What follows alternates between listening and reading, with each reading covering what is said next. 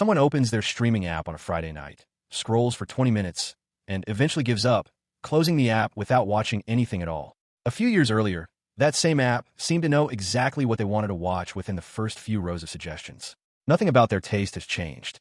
They still like the same genres, the same kinds of stories, the same actors. What changed is quieter and much harder to see, sitting inside the recommendation system itself.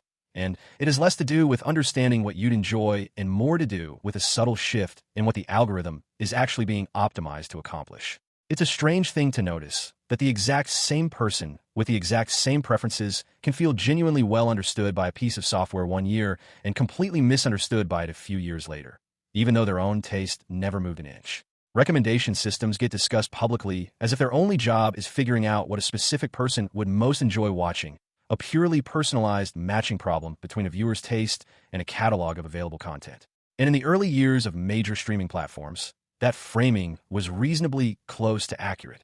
But according to research published by machine learning researchers and reporting on the specifics of how major streaming recommendation systems actually get built and tuned, the optimization target for many of these systems has shifted over time from predicting what someone would rate highly or genuinely enjoy toward predicting what someone is most likely to click on and continue watching within the next few minutes. A subtly but meaningfully different problem with different, sometimes worse, results for the viewer's actual long-term satisfaction.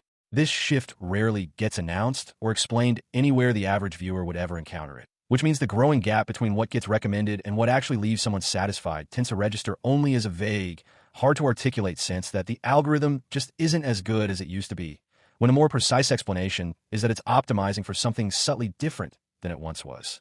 Let's start with the basic mechanics of how a modern recommendation algorithm actually decides what to show first, because the specific metric it's trained to maximize shapes everything downstream from it.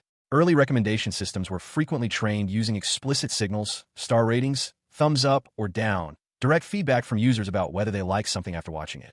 The technical process worked by treating that rating as the target the model tried to predict and maximize, showing content the system calculated a specific person was likely to rate highly. Over time, platforms increasingly shifted toward training these models on implicit engagement signals instead. Things like whether someone clicked play at all, how many minutes they watched before stopping, and whether they finished an episode or a season, because these signals are available constantly and at massive scale, compared to explicit ratings, which most users simply never bother providing after finishing something. This is where an invisible shift in incentives takes over, one that most viewers never see explicitly described anywhere in a platform's public materials. A model trained to predict, will this person click and keep watching, is not the same model as one trained to predict, will this person genuinely enjoy this and feel satisfied afterward. Content engineered or selected to generate an immediate click, a dramatic thumbnail, a familiar face, a title that resembles something previously popular, can score extremely well on an engagement-optimized system, even if it produces a worse overall viewing experience than a genuinely well-matched, but less immediately eye-catching recommendation.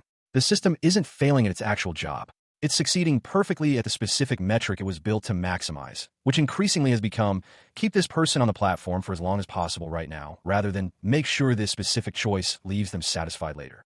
There's a related invisible mechanism tied to how catalog economics interact with these recommendation choices specifically. Streaming platforms pay meaningfully different licensing costs for different pieces of content, and internally produced original content typically carries no per-view licensing cost at all once it's been made, compared to popular licensed content from other studios, which can carry substantial per-stream costs.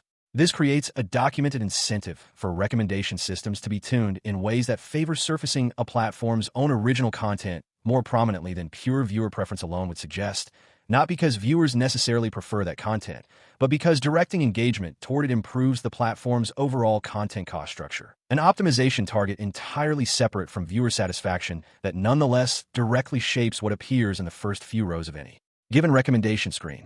Two real-world patterns make this concrete.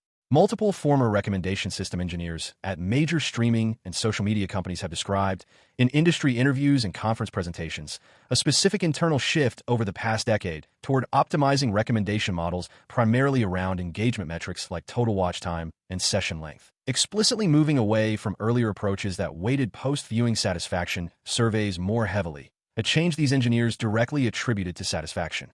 Surveys being harder to collect at scale and weaker predictors of the specific business metrics platforms are measured on internally. A second pattern shows up in research on recommendation system filter bubbles and content homogenization, where studies have found that engagement-optimized systems tend to converge recommendations toward a narrower set of broadly appealing content over time, since content that reliably generates clicks across large numbers of user scores well repeatedly, gradually crowding out more niche or unusual content that might have been a better individual match for a specific person but generates less consistently predictable engagement data.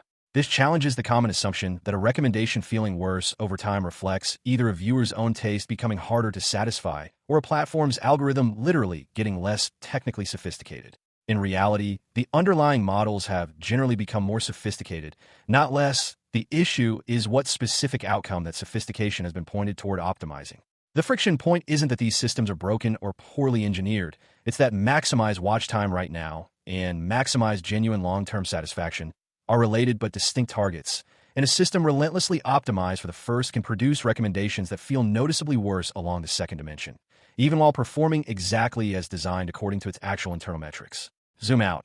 In this same optimizing for an easily measurable proxy instead of the harder-to-measure real goal pattern shows up constantly across other algorithmically curated systems. Social media feed algorithms have faced extensive, well-documented scrutiny for optimizing around engagement metrics like time spent scrolling or comment volume, sometimes surfacing more emotionally provocative content specifically because it reliably generates measurable engagement, regardless of whether it makes users feel better or worse after viewing it. News aggregation algorithms face a similar tension, where headlines and stories that generate immediate clicks don't always correlate with the stories readers would rate as most informative or valuable upon reflection. In every one of these systems, the metric being optimized was chosen partly because it's measurable at scale in real time, not necessarily because it's the metric that best represents what users actually want from the experience in the first place.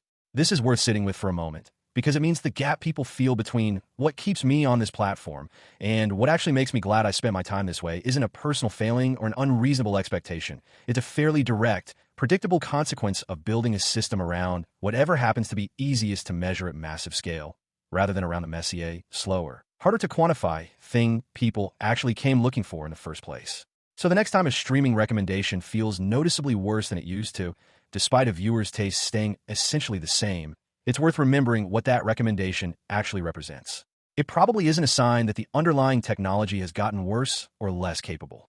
It's more likely a sign that the specific target that technology is being aimed at has quietly shifted from predicting what would genuinely satisfy someone toward predicting what will keep them clicking in the next few minutes. Two closely related goals that turn out to diverge more than most viewers ever realize while scrolling through row after row of suggestions.